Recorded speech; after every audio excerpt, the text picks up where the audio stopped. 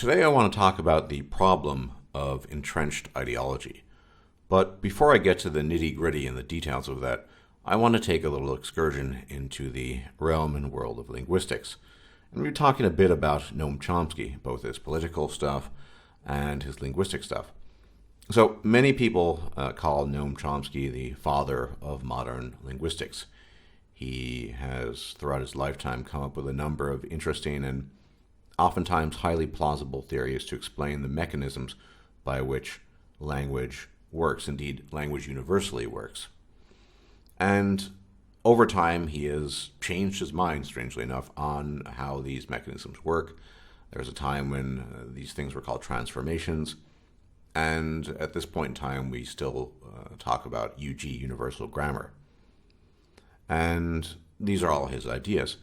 He had an idea of a sort of set of universal rules that govern human language and how it operates, irrespective of the language, the vocabulary, the specificities of grammar, etc. And to many, and I would agree, this is quite groundbreaking, and there's a lot of evidence for this. However, on occasion, there have been challenges to this. One such challenge was offered by Professor Daniel Everett. He was one of the few people to venture into the Amazon and study the Piraha language.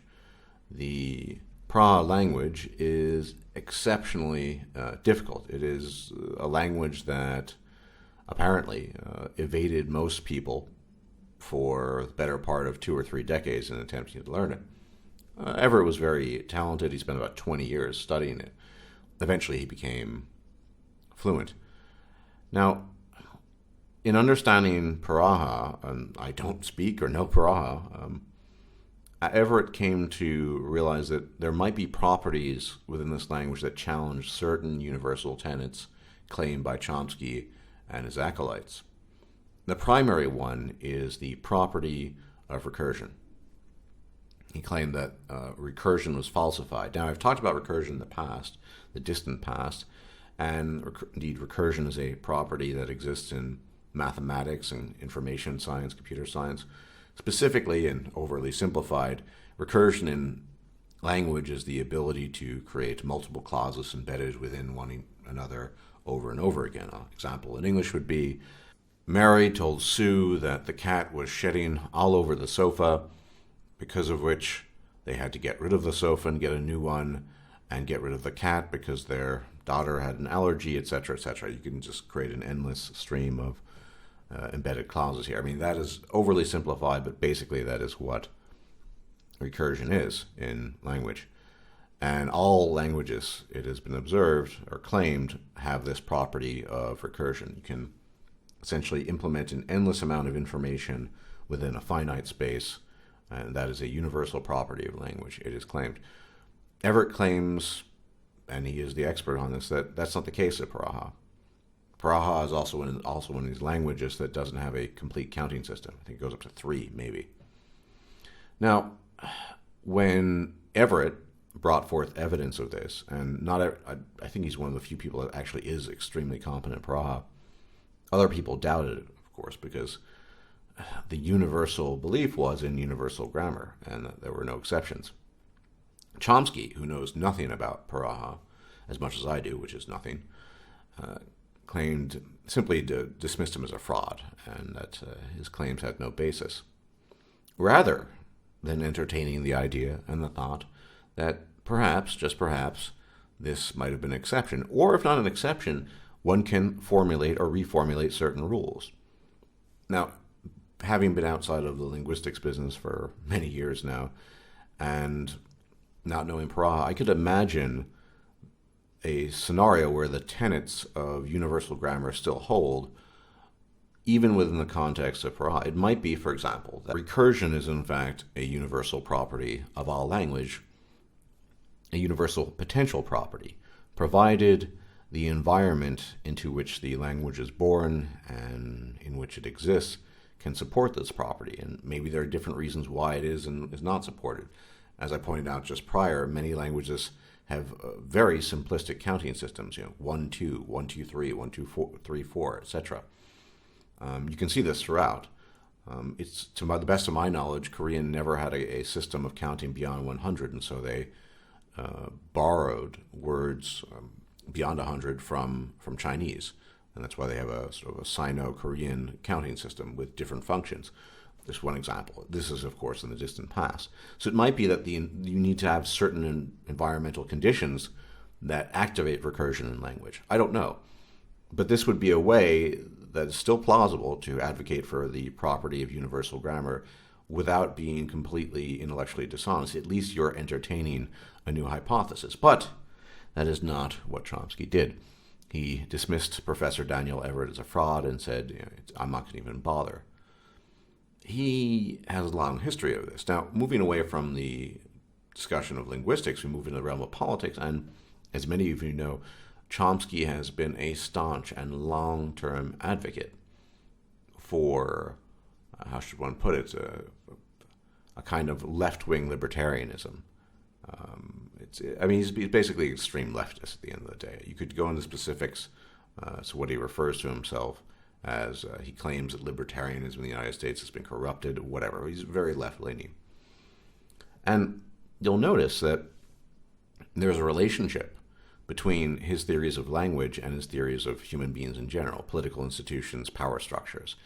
He is what I would refer to as a universal idealist, or someone who advocates universalism as a standard principle across the board and applicable across the board. And in the realm of linguistics, this is largely true, I think. I think, as I mentioned, there's a scenario where you could easily imagine the property of recursion being possible, but not necessarily present in some languages because the environment didn't respond to that or didn't activate it or whatever. Humans and politics, it's a bit trickier. So what has Chomsky advocated? He's advocated throughout his career ideas such as the governments abusing their power, and that's true, and essentially the power over the people. It's a sort of universal idea of humans can think for themselves, and they have all these faculties, and if you only give them the autonomy to do that, and the information, they can work wonders. That's simply not true. In some sense, Chomsky is a blank slate philosopher, a blank slate thinker. He thinks that all human beings are the same, and he's taken his idealistic universalism to just strange heights throughout his career. Very important to note is that he's approaching 90, and I think for the better part of 70 years now, he's advocated exactly the same thing. So now we get to the meat and bones of the discussion, lords and ladies, and namely that in approximately 70 years, he's never changed his mind on anything. Now, I don't mean that literally. I'm sure he's changed his mind on something. Maybe he didn't like potatoes and changed his mind. Maybe he used to hate broccoli. I mean in the realm of his politics. He is someone who suffers from an entrenched ideology. Now, why is this suspicious, though? I mean, that's the question we all need to pose. Why is it suspicious that a guy like Chomsky, or anyone else for that matter, who for decades on end advocates a specific philosophy, a specific perspective on the world that seems to never change? Because the problem is information changes, and our apprehension of the world and our circumstances and the universe itself changes too. If we had been born into the 19th or 18th century, we'd have very different viewpoints than we do now. They would be, generally speaking, less well informed than the current year, if I'm allowed to use that expression. But the issue here, of course, is that he's never changed his mind. Now, you have two options here, frankly speaking, if you have someone who for decades on end has never changed his mind. One, he's found the truth, the absolute truth, and he doesn't need to change his mind. Or he has gotten stuck in his own ideology and cannot escape. I would vote for the latter. Now, I'm a very unremarkable person. I'm not particularly smart in any regard, but I do strive to keep an open mind, and I do strive to reprise views and change them if need be, if the evidence suggests that or even demands that of me. and someone who goes for decades on end, almost three-quarters of a century, with no shift in his political views, no shift in anything, is a bit strange to me. It reeks of this entrenched ideology, which so many people suffer from. Now, you could argue, of course, that he's correct about everything, and in some respects he is every now and then. I mean, blowback, for example, is a thing, but it's not just blowback. But what does he focus on? Just blowback. He thinks that he never talks about Islam or the problems of Islam. He just says it's just blowback. Okay, fair enough. I can accept that, but that's just not an accurate accounting of the circumstances that afflict the Middle East and the interactions of the West with the Middle East. It's blowback, of course, and it's also religious zealotry and the conflict between secular values and religious values. I mean, so there's a lot going on there, but he doesn't talk about it. Now, how does one end up in a position such that he maintains the same ideological viewpoint for 70 years? I mean, that's an incredible question if you think about it.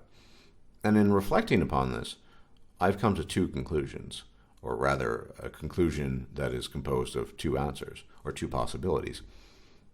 One, we get the contented irrationalist scenario, that is all ego, and people arrive at ideologies because particular ideologies make them feel good. Let's take a cynical black-pilled view of human beings. Let's say that most human beings don't change their mind based on evidence, but they do change their minds. What is the impetus in this scenario for humans changing their minds? Well, I would propose in all likelihood that it is ego. It's philosophy or frame of thought X didn't work out too well for me, didn't make me feel as good, but I found a new one that appeals to me more. Then throughout my own life, I have adopted and consequently shredded multiple philosophies, political philosophies, philosophies of life, etc. And I think for the most part, a lot of that had to do with ego. I mean, this is a younger, less mature, less willing Stardust or mind that was looking at the world. Well, I think people settle down in specific ideologies most of the time when they have found something that really appeals to their ego, makes them feel good. It's an emotional high, and it makes them feel good because they think, oftentimes incorrectly, that this ideology that they've discovered or encountered explains everything around them. It offers them a sense of comfort because of the explanation, etc. I think most ideologues fall into this position, particularly when they spout the same nonsense for decades on end. It never changes. This cannot be an accurate reflection of the world if the world is changing, but in particular if the information that we have at hand about the world, our understanding of the world, vis-a-vis science or correct analysis, if all this changes, then how can your position itself not change? Now, there is a second part to this. There are those who maintain an ideology because of practical necessity. I think they're far rarer than the former. A good example of this, it's an example that many of you might know, are these occasional stories you'll hear, particularly from southern states, of pastors who have lost their faith. So they preach the Bible, they talk about Jesus, they do all these things, they go through the motions, as they had been for 10, 20, 30 years. But for whatever reason, they no longer have faith in the Christian deity or the tenets of the beliefs, or they just don't think any of it's true or enough of it's true, whatever. But they're not preaching an ideology that they themselves believe in. Quite the opposite. But why do they do it? Well, if you've been a pastor for decades, that's all you can do. Your income depends on it. Your status depends on it, especially as a man. That's really important, that people respect you. So to turn your back on that, to say, well, I don't believe this, I'm not doing this anymore, would either require tremendous courage or balls, or most people just don't do that, and so they're stuck in positions such that they preach to people, but they don't believe what they preach, and because it's just they need to. Their livelihood depends on it. I think there are a number of YouTubers who fall into this category, frankly speaking, without naming names, but they might have changed their mind, they might have encountered new evidence, but because they established themselves as YouTubers within the framework of a certain ideology or set of ideas, they have found it very difficult to deviate from that. And so they're sort of trapped there. They're trapped, they're sort of the pastors of YouTube, trapped in whatever ideology they formerly recognized and thought to be true, no longer true now for them. But monetary demands and the demands of status and reputation, they require that they continue. Mind you, the former is more common than the latter. But the example of Chomsky is really illustrative because, like I said, we're talking almost a century, really. The guy's practically 90 years old, of unerring and never-changing viewpoints. And the outright dismissal of other people's views. Now, in the case of Chomsky, I think it's a combination of ego, probably mostly ego, but also reputation. If Chomsky came out after decades and decades of advocating a certain perspective or position, and then says, well, I might have been wrong about this, here are the reasons, he's regarded as a kind of hero, I think wrongly so, but a hero to many, his quote-unquote insights are valued. Every left-wing talk show tries to invite him. He gets students who venerate him, the venerable Chomsky. But if he were to say, well, maybe I was wrong about that, people's viewpoints of him, ideologically speaking, they would crumble. So it's difficult to know. I don't know whether Chomsky belongs to category 1 or 2 or is a combination of the two. I suppose that's possible too. But everyone who engages in thought and analysis of the world and their own place in the world needs to be aware that if you get stuck in an ideology and you never change, it might be time to re-examine it and look out at the world.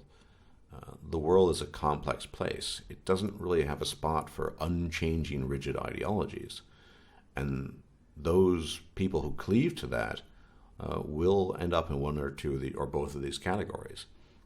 And they will lose their ability to understand the truth. And that's probably the greatest loss, I think, ultimately. Now, part of this is making an effort to understand opposing viewpoints. Now, I don't really, people will claim I have an ideology. I don't. I'm not alt-right, but I make an effort to understand alt-right perspectives. I think some of them are somewhat reasonable, others are just outright batty, but you got to make an effort. I could even understand an SJW's perspective, assuming a supremely Herculean effort on my part. Because it's necessary. You have to understand where people are coming from. And if you want to understand why they're wrong, you need to understand the ideas themselves. And this strikes me as something that all human beings, whatever their intellect, be they as normal and unremarkable as myself, or as gifted as people such as, John von Neumann, everyone can benefit from these ideas of keeping an open mind and being willing to refresh your ideas if the evidence demands that of you. Otherwise, you just end up like a Chomsky. A lot of glory and fame, but not much in the truth department. Apart from whatever kernels of truth he had originally discovered. But an entire career of just repeating the same thing over and over again as if it were the gospel, unerring and unchanging. This cannot be a way forward. And I think in time this will become more and more apparent because we are living in the age of competing ideologies. And there's a position outside of that, which I occupy and some other people occupy. And we're just really interested in understanding the world and getting at the truth. But how do you do that? You need to point these things out.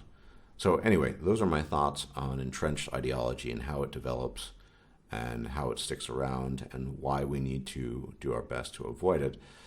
And barring another unforeseen death, I will probably talk to you later in the week.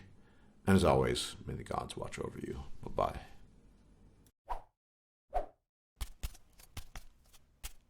If you liked this video, please like, share, and subscribe. And if you enjoy my content, please consider making a donation or becoming a patron. Thanks for watching.